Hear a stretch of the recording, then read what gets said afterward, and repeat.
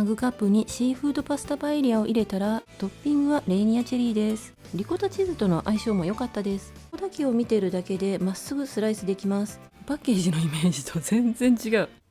ごきげんよう、アスママです。コストコ購入品アレンジやルーティンを交えてご紹介させていただきます。今週は2回に分けます。その前編です。チャンネル登録もお願いします。シーフードパスタパエリア1480円です。デリカコーナーの新商品です。パスタなのパエリアなのってこういうパターン割と好きです。消費期限はあさってです。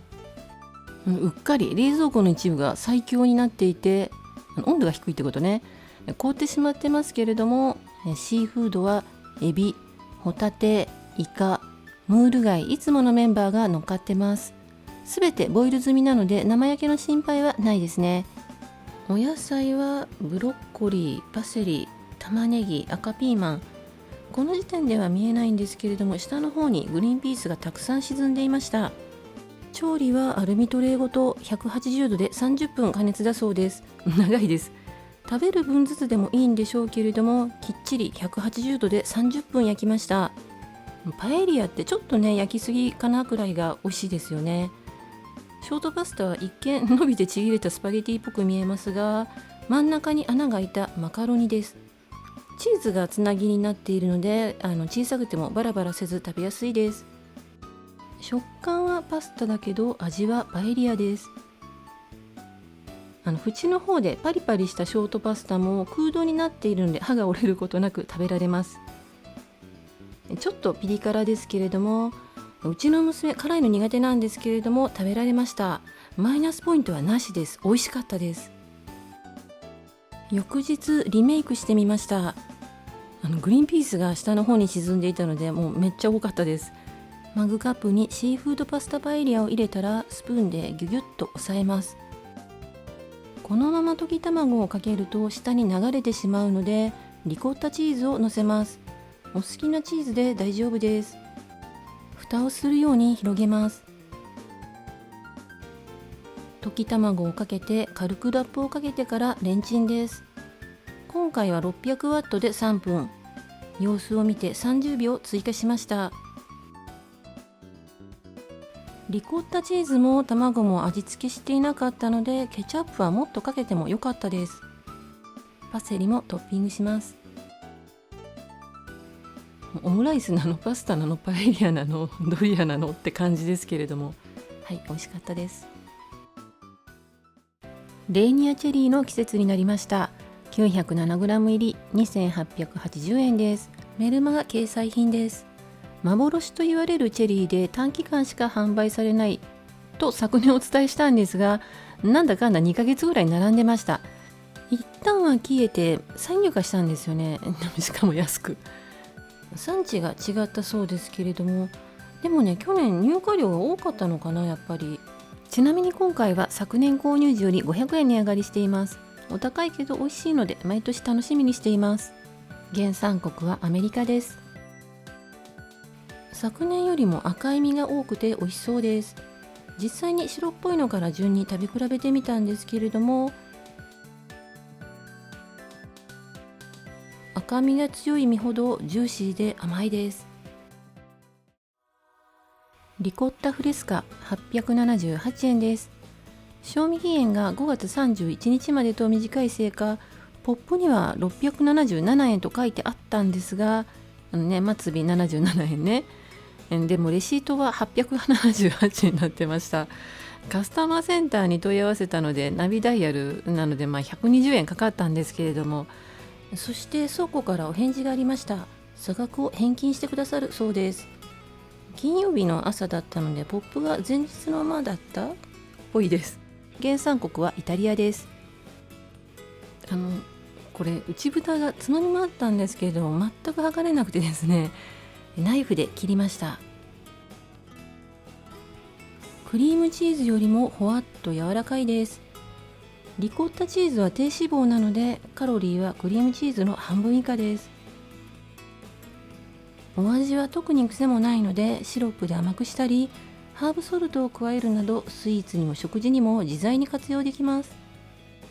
クリームチーズやマスカルポーネのような滑らかさはなくザラッとした舌触りなのですけれども、さっぱりとしているので私は好きです。ヘルシースイーツにもおすすめです。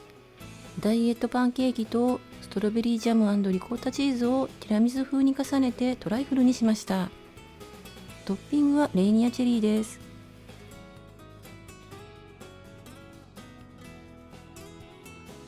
肉類との相性もいいです。もちろん魚介とも合います。これはアルトバイエルンとピーマンを炒めてからリコッタチーズを絡めてます。クレイジーソルトとグレープシードオイルをかけました。これはレンチンしたかぼちゃを粗く潰してリコッタチーズとメープルシロップを和えています。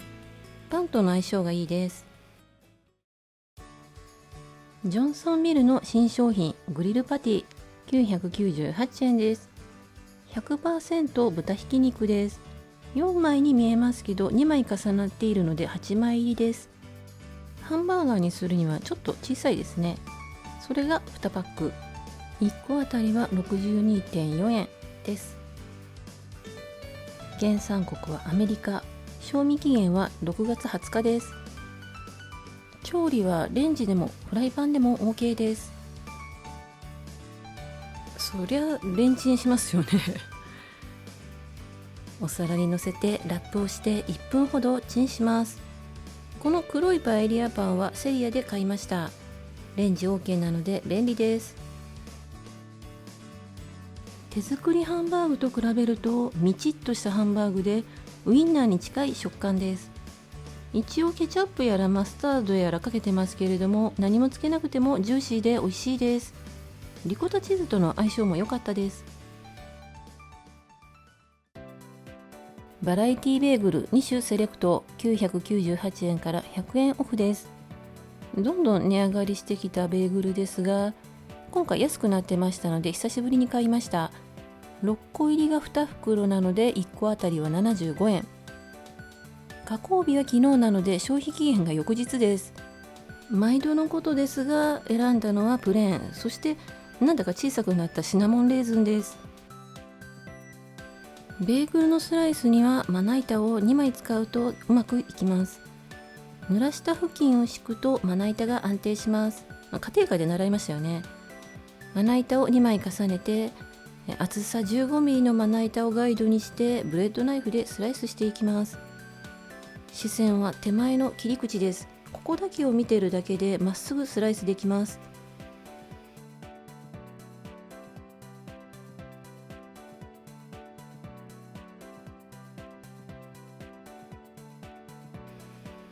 ラップしてジップして冷凍します。